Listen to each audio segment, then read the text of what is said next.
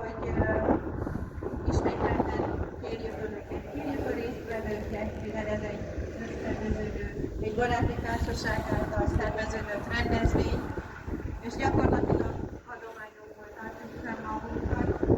Akinek módja és lehetősége van, az a regisztrációs pulton fel támogatói jegyet vásárolhat.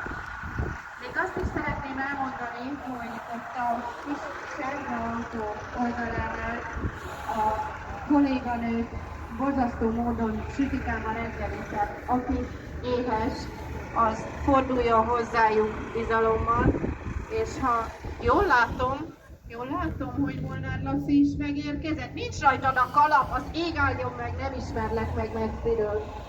Szóval Molnár Laci, akinek a jó voltából felajánlásra került az a kolbász, amit a lányok sütnek, nekik köszönjük szépen, jövőre is számítunk rá, és ez nem célzás.